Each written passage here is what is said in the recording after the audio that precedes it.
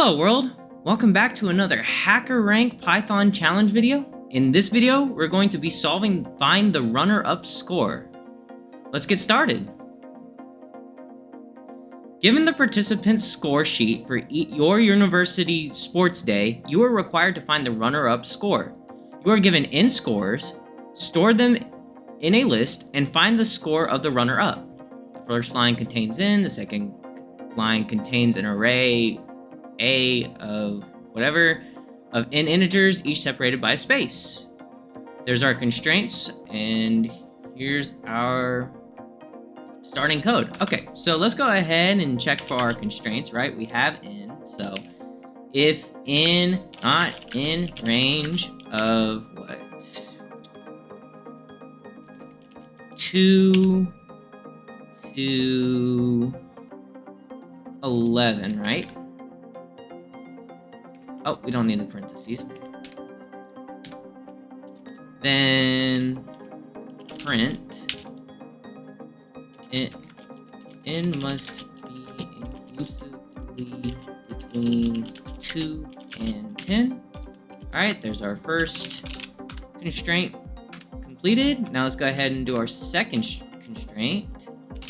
We need to actually check each value. So for I in range of, and let's go ahead and map our array to,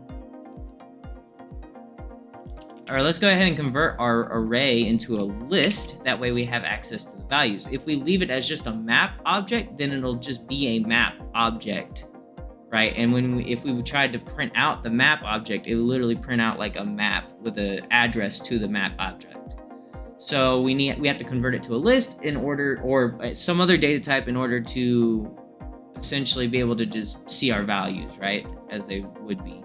So we're gonna say for I in range of length of the array, right? So we want to get each value of the array. We're going to say if array at I not in range of, let's see, -100 to 101, right? Then print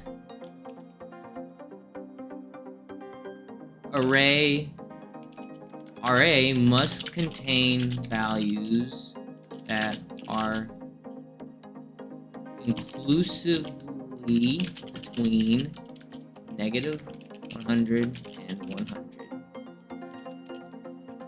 Alright, and so that should take care of our constraints for now. So let's go ahead and dive into the actual challenge. So we're trying to find the runner-up score, and our first value is n, right? So n is basically how many scores we're going to be given, and then in the next line of input is going to be essentially an array of scores matching whatever the count is, which is n. So what we're gonna do is, we don't necessarily need that first value, right?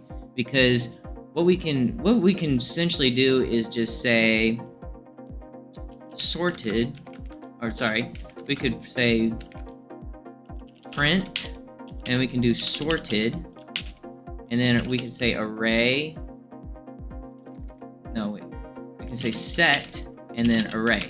And what this will essentially do is it'll take our array and it'll turn it into a set. And a set is just basically a collection of values that are all unique, right? So in the sample input, we have 23665.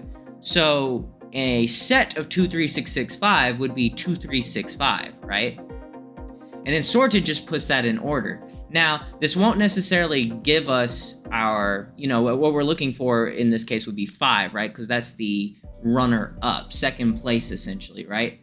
So what we can do is, since sorted puts them in order from least to greatest, so in this case it would be 2365, right? Because it won't be 2356. It won't be 23566 because of this. We're converting it to a set first, right? So now we can take the sorted away and we can actually just grab our next to last index from the array, because that'll be, once it's sorted, right? Once the set is sorted, we can use the negative indexing to get the next to last value of the set, which would be, or the array in this case, because when you run sorted, it converts it into an array, or it creates a new array for you. So let's go ahead and run code and see what we get.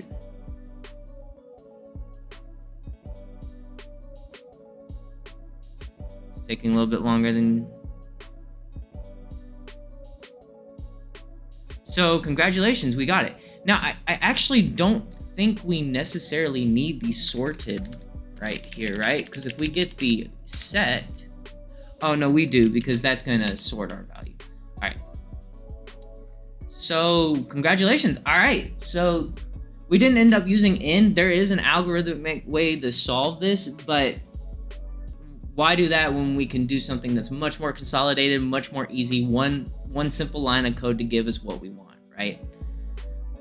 That way, the way we would have done it is if we would have to have written a for loop that loops through each, sample input and then sets the index to whatever